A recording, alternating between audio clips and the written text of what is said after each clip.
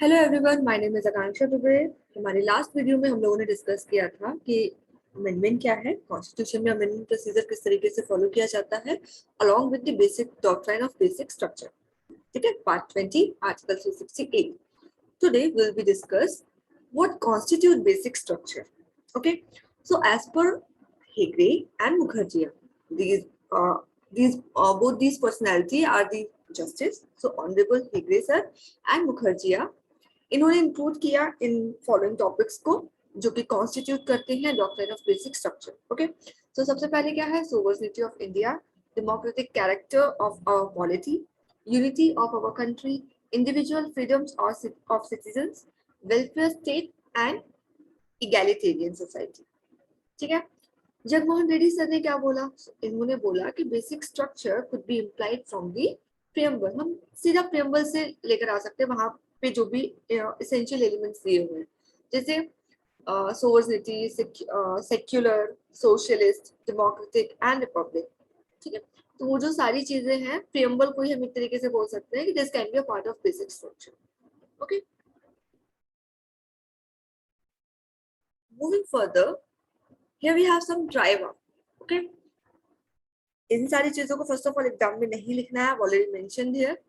So actually there was no such majority decision in Kesavananda. कोई भी majority decision नहीं आया था केशवानंदा केस में। There were just a 13 judges bench who wrote 11 decisions। 13 जजेस की बेंच थी जिन्होंने 11 अलग अलग डिसीजन लिखे थे, each being unique। और उसमें से हर एक पॉइंट कैसा था?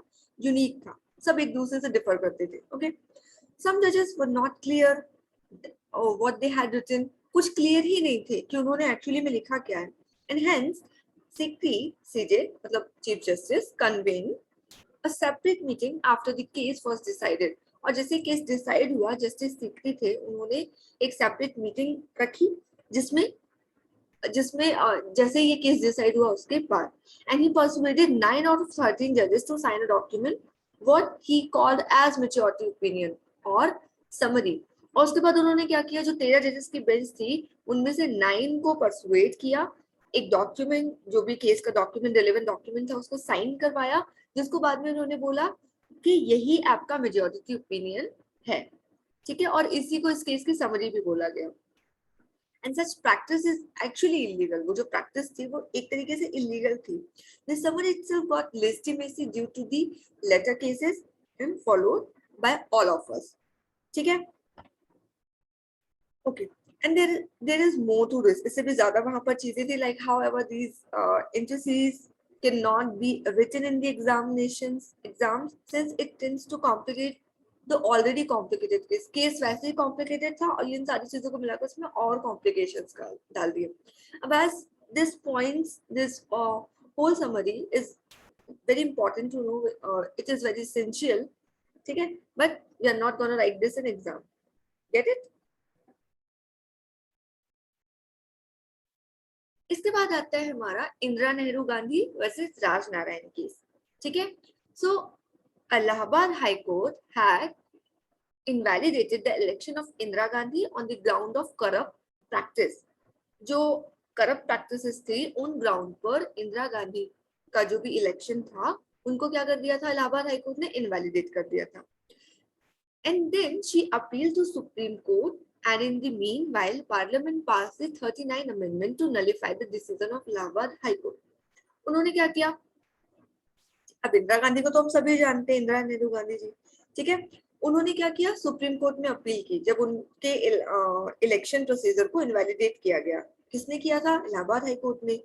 तो जब उन्होंने अपील की उस टाइम में पार्लियामेंट ने क्या किया? एक 39 अमेंडमेंट एक्ट पास किया।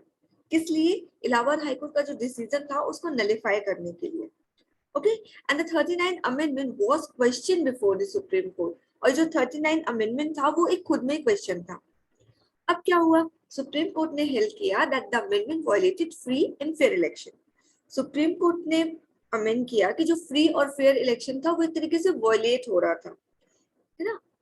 डेमोक्रेसी एंड जुडिशियल रिव्यू, और जुडिशियल रिव्यू के बारे में बात की। And the amendment was strike down, और अमेंडमेंट को क्या किया? स्ट्राइक डाउन किया गया। ठीक है, इसके बाद आया जस्टिस चंद्रचूड़ ने इस केस में क्या बोला। सो दिस जज took the opportunity to expand the scope of basic structure by identifying 4 basic structure. Up this whole topic contains the thing which is constitute, which needs to constitute a basic structure.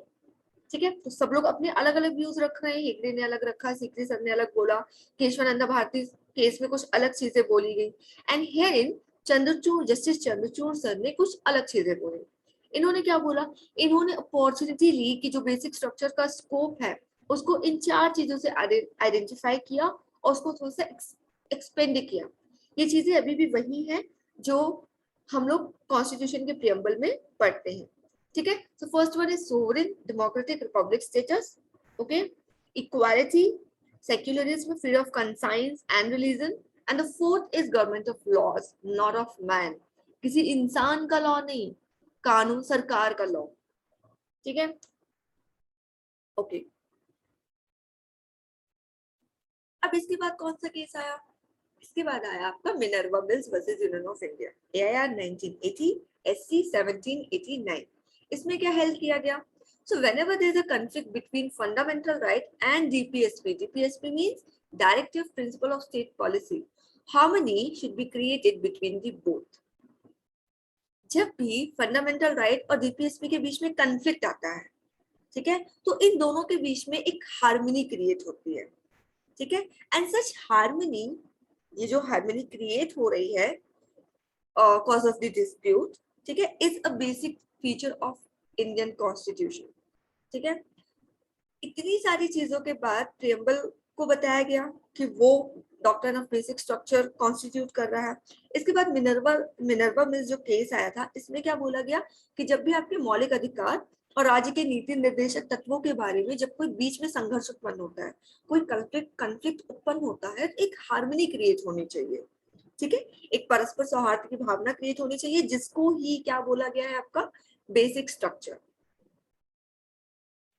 इसके बाद आपका case आया Waman Rao versus union of India, AIR 1981, SC 278. इसमें क्या help किया गया? So in this case it was held that amendment made to 9 schedule until Kesavananda decision were valid. जब तक कि केशवानंदा का जो डिसीजन है वो वैलिड नहीं होता है, तब तक 9 शेड्यूल को वैलिड माना जाएगा, वो अमेंडमेंट्स किए जाएंगे. ठीक है, and however amendments to 9 schedule made after Kesavananda decision were open to scrutiny. और जैसे ही सब क्लियर हो जाता है तो उस डिसीजन में जो भी क्लियर किया गया था, जो भी हेल्ड किया गया था, वो स्क्रूटनी के लिए ओपन हो जाएगा. ठीक है, इट कैन बी रीइवैल्यूएट. ठीक है, ओके.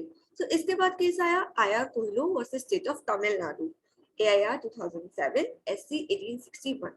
इसमें क्लैरिफाइड किया गया the decision in Waman Rao case. Waman Rao case में जो डिसीजन दिया गया था ना, which we'll discuss, है ना, इन द continuance, उसमें क्लेरिफाई किया गया था, क्लेरिफिकेशन दिया गया था. अच्छा, बोला क्या गया था इस केस में? So it was held in that case that 9th schedule was open to scrutiny on the basis of doctrine of basic structure.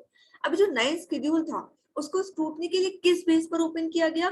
So that was the base which we call doctrine of basic structure. Okay, इसके बाद case आया आपका L Chandra Kumar versus union of India, AIR 1997, supreme court 1125. So in this case, renowned judges held that Article 323A and 323B, which relates to tribunal, जो कि tribunal से related है, okay, as far as it excluded the jurisdiction of Supreme Court and High Court are invalid. क्या बोला कि 323A और 323B जो कि आपके ट्रिब्यूनल से संबंधित हैं, इनको सुप्रीम कोर्ट और हाई कोर्ट के जुरिस्डिक्शन से जो कि एक्सक्लूड किया गया, वो क्या है? इनवैलिड है, because they compromise on the basic feature of judicial review. क्यों? क्योंकि वो किस चीज के ऊपर वो समझौता कर रहे हैं? जुडिशियल रिव्यू के बेसिक स्ट्रक्चर पर. Recent case update. अब यदि फ्रेश अपडेट की बात की जाए, जो अभी बिल्कुल रिसेंटली केसेस आए हैं, so on 25 September 2014, रोहितोन F Nariman J passed the decision in Madras Bar Association versus Union of India that National Tax Tribunal Act 2005 as unconstitutional because it violated the basic structure of the Constitution. 25 सितंबर 2014 को Rohinton F Nariman justice थे, इन्होंने एक decision पास किया। किस case में? Madras bar association versus union of India. क्या बोला कि जो नेशनल टैक्स ट्रिब्यूनल एक्ट है इसको अनकॉन्स्टिट्यूशनल बता दिया।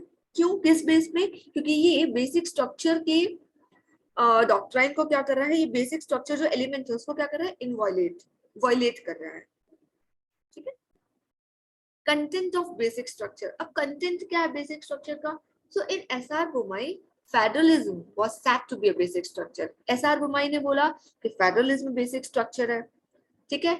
एल चंद्र कुमार केस ने क्या सेटल किया कि जुडिशियल रिव्यू बेसिक स्ट्रक्चर है। कि हो तो होलाहन ने क्या रिकॉग्नाइज किया कि डेमोक्रेसी बेसिक स्ट्रक्चर है। ठीक है। एम नागराज, अब इसका टेस्ट किस तरीके से हुआ? ठीक है। So M Nagaraj versus union of India, जिसका साइटेशन है 2006, 8 SCC 212, by applying with test check whether there is any obliteration of constitutional limitation। अब हम इसको चेक कैसे करेंगे बेसिक स्ट्रक्चर को? तो एम नागराज केस में कहा गया कि एक बिट टेस्ट है। ठीक है। इसको अप्लाई किया जाएगा चेक करने के लिए कि कोई ऑब्लिटरेशन है किसी कॉन्स्टिट्यूशनल लिमिटेशन की या नहीं। बाय अप्लाइंग आइडेंटिटी टेस्ट, दो टेस्ट की बात की गई एम नागराज केस में। First one is your with test and second one is identity. With test is for check whether there is any obliteration and identity is to check whether there is any alteration to basic structure. Clear? In IR कोइलो, अब IR कोइलो case में क्या बोला गया? तो इसमें बोला गया essence of the right must be the test. किसी राइट के जो एसेंस है वो टेस्ट होने चाहिए, है ना। और किस बारे में बात की गई? Triangle of article 14, 19 and 21 are essence of right. हम बोलते हैं ना गोल्डन ट्रायंगल जिसको हम बोलते हैं। So article 14, 19 and 21 creates a golden triangle. ठीक है। इसमें बेसिक स्ट्रक्चर के डॉक्ट्राइन को टेस्ट करने की बात की गई और उन्होंने क्या बोला है कि essence of right is a test. Okay. Conclusion, अब कंक्लूजन क्या निकल कर आता है? So whether basic structure doctrine puts unnecessary burden on the amending process। Basic structure जो है क्या ये कोई अनावश्यक बर्डन लेकर आता है किसी संशोधित प्रक्रिया पर? या whether the president's hand are tied due to this doctrine, या फिर संसद के हाथ बंधे हुए हैं इस सिद्धांत के माध्यम से या सिद्धांत की वजह से? Can have subjective answers to this question, क्या हम एक सब्जेक्टिव आंसर्स लेकर आ सकते हैं? Various scholars say that due to this doctrine, the supremacy of constitution has been preserved। बहुत सारे विद्वानों ने क्या बोला कि इस डॉक्ट्राइन के माध्यम से कॉन्स्टिट्यूशन की जो सुप्रीमेसी है, जो उच्चता है, उसको प्रिजर्व किया गया। And also fundamental rights have been protected, और जो फंडामेंटल राइट्स है उसको प्रोटेक्ट किया गया। ठीक है। Okay, so these are the sources we have used. तो आज की क्लास में बस इतना ही। होप आपकी क्लास पसंद आई। For any query, any doubt, you can ask your queries in the comment section. Please do like, share and subscribe this channel. Also press the bell icon for the upcoming notifications. Thank you.